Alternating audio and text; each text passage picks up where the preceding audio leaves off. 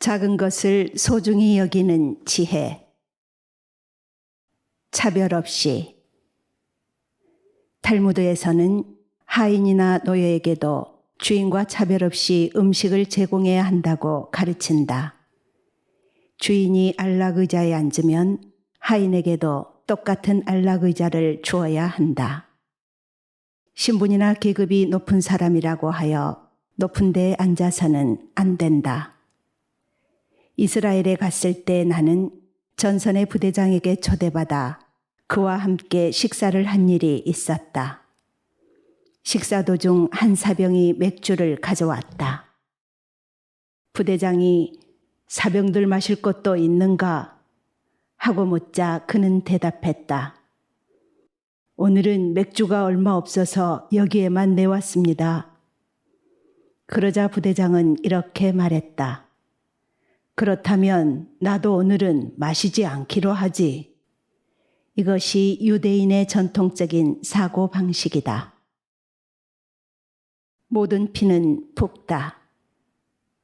나의 친구 하나가 중병에 걸려서 어떤 새로운 약을 복용하지 않으면 소생할 수 없는 상태까지 이르게 되었다. 그런데 그 약은 수요에 비해 생산이 적은 편이어서 구입하기가 좀처럼 쉽지 않은 것이었다. 그래서 그의 가족은 내게 교수라든가 훌륭한 의사들을 많이 알고 있으니 어떻게 하든 그 약을 구해달라고 부탁했다. 나는 내가 알고 있는 의사 몇 명에게 약을 구해서 친구를 살려달라고 간청했다. 그러자 의사는 만약 그 약을 구해서 당신 친구에게 주면 그 약을 구하지 못하는 다른 사람이 생깁니다. 그러면 그 사람은 목숨을 잃을지도 모릅니다. 그래도 당신은 기어코 내게 약을 구해달라고 부탁하시겠습니까? 하고 물었다. 그래서 나는 잠깐 생각할 여유를 달라고 한 후 탈무드를 펼쳐보았다. 어떤 사람을 죽임으로써 자기 목숨을 구할 수 있다면 어떻게 해야 하는가? 그리고 만약 그 사람을 죽이지 않으면 자기가 죽을 경우 어떻게 해야 하는가? 자기의 목숨을 구하기 위해 다른 사람을 죽여서는 안 된다. 어떻게 자기의 피가 상대방의 피보다 붓다고 말할 수 있겠는가? 그 어떤 인간의 피도 다른 인간의 피보다 더 붓다고는 말할 수 없다. 이것을 내 경우에 비추어 보면 내 친구의 피가 그 약을 구하지 못했기 때문에 죽을지도 모를 다른 어떤 사람의 피보다 붓다고 말할 수는 없는 것이었다. 그래서 나는 이 상황을 친구의 가족에게 어떻게 설명해야 할지 몰라 곤혹스러웠다. 내 교구 사람의 목숨이 위태롭게 되어 그의 가족이 나를 믿고 내게 도움을 청했는데도 탈무드에 따르면 나는 그 친구의 죽음을 가만히 보고만 있어야 하는 것이었다. 선생님, 매우 훌륭한 한 랍비가 북쪽 마을을 시찰하기 위하여 랍비 두 사람을 시찰관으로 보냈다. 두 랍비가 그 마을에 가서 이 마을을 지키고 있는 사람을 만나서 조사할 일이 있습니다. 라고 말하자 그 마을의 치안을 담당하고 있는 경찰서장이 나왔다. 그러자 동시에 두 랍비가 아닙니다. 우리는 이 마을을 지키고 있는 사람을 만나고 싶을 뿐입니다. 라고 말하자 이번에는 마을의 수비대장이 나왔다. 우리가 만나고 싶은 사람은 경찰서장이나 수비대장이 아니라 학교 선생님입니다. 경찰관이나 군인은 마을을 파괴할 뿐 진정으로 마을을 지키는 사람은 선생님입니다. 면접시험. 탈무드의 신학교에 입학하기 위해 면접시험을 치를 때 나는 시험관으로부터 왜 이 학교에 들어오려고 하는가? 라는 질문을 받았다.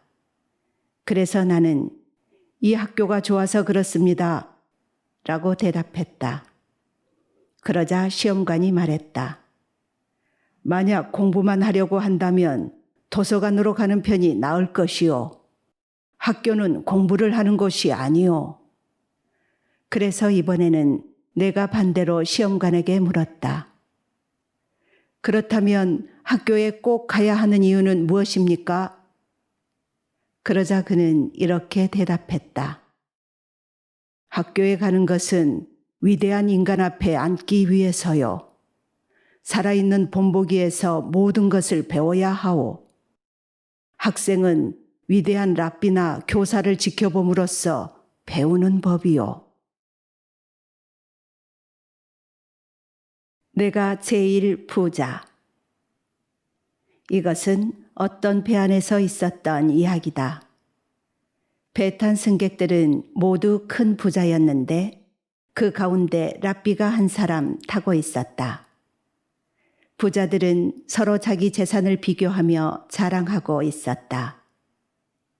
그러자 랍비가 나는 내가 제일 부자라 생각하고 있지만 지금은 내 재산을 당신들에게 보여줄 수가 없군요. 라고 말했다.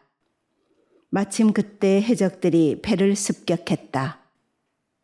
부자들은 지니고 있던 금은 보석 등을 해적들에게 빼앗겼다. 해적들이 사라진 뒤 배는 가까스로 어떤 미지의 항구에 닿았다. 랍비의 높은 교양과 학식은 곧 그 항구 사람들에게 인정되어 랍비는 학교에서 학생들을 가르치게 되었다.